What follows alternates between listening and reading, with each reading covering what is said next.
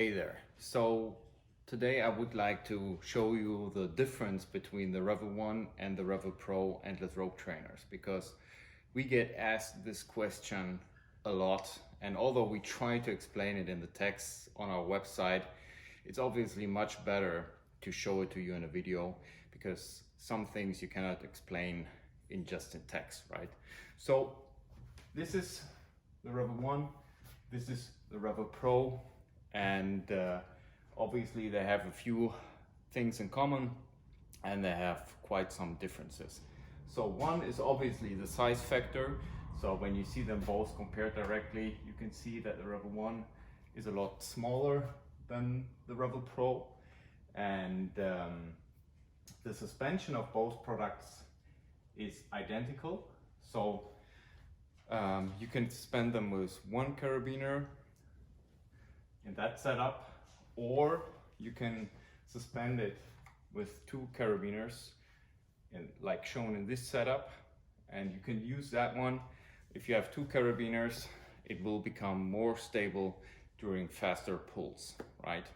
We deliver it as standard with one carabiner because it's enough to suspend it anywhere, and both units will come with the anchor sling. Anchor sling is that thing that you can use to wrap it around any existing structure and train right away. So its dimensions, weight, and also the way you adjust the intensity on the product.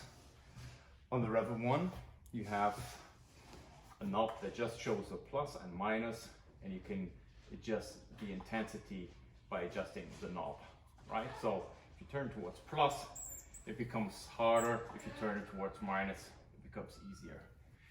But there's no distinct setting.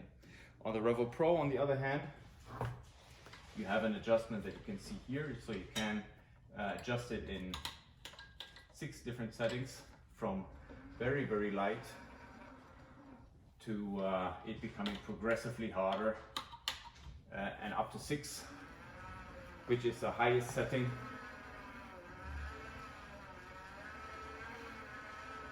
Which would make it considerably harder. So I would say 1, 2, and 3 are relatively light, and then it becomes a lot harder from 4, 5, and 6. From the maximum resistance, the revvll, because it's a direct braking system, can be set to a higher maximum resistance. So you can bring it to almost a full block of the rope.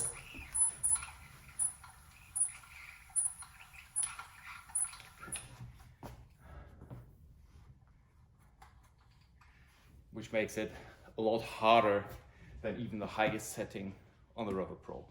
It's really a question of whether you would like to have that and your type of training that you would like to do it. Even with this setting, so 6 is so intense that most people can still pull it, but not a lot of people can push 6 without problem.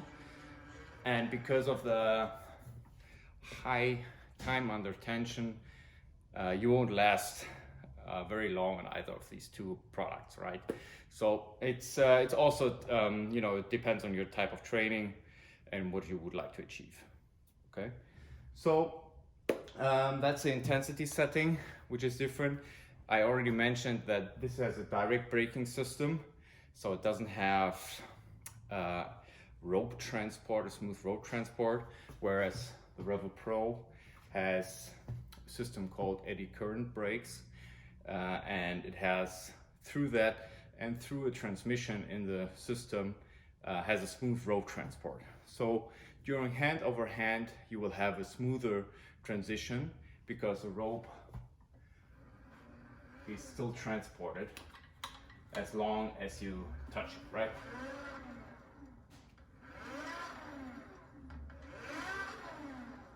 So I hope you can see that.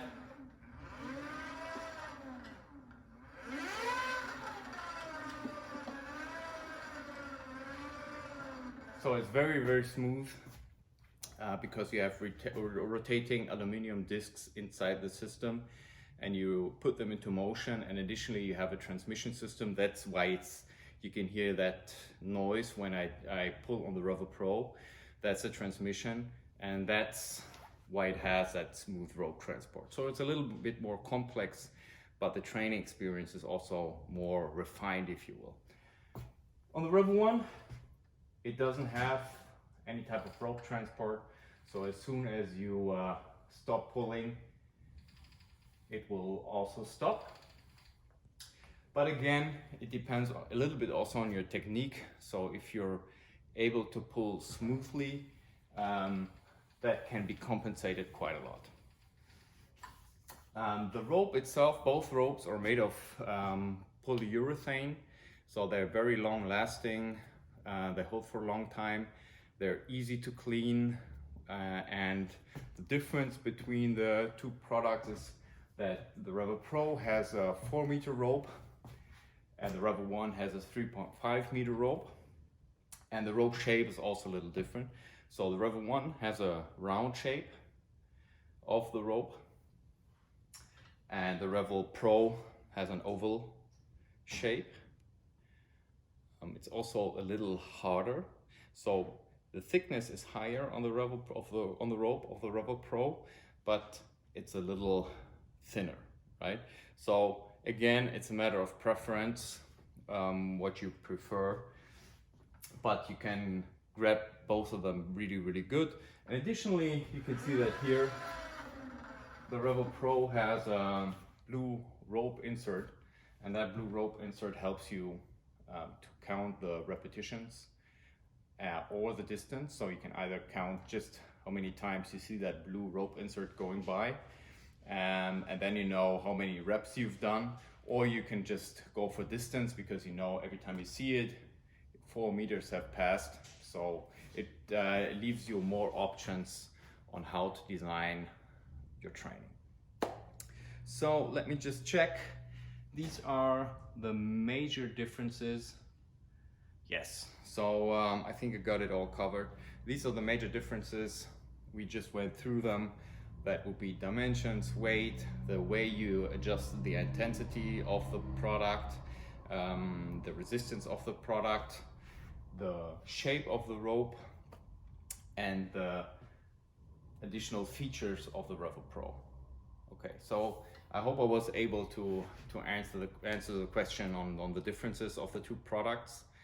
Both products are very light, so the revvll Pro is around, I think, 6 kilos. The revvll One is around 1 kilogram less. Both quite small. You can use them with a suspension like you can see here, or even when you do body training, you can use what we call our Flex XL padded handle, and you can suspend your upper arm in it, use this carabiner and put it into the end loops, and then you have a really secure way of holding the revvll without touching the insides or grabbing into the mechanism, and then you can have your body training on the other side and you don't need a suspension point at all. So that's it for the comparison and the commonalities between the revvll One and the revvll Pro. Thank you.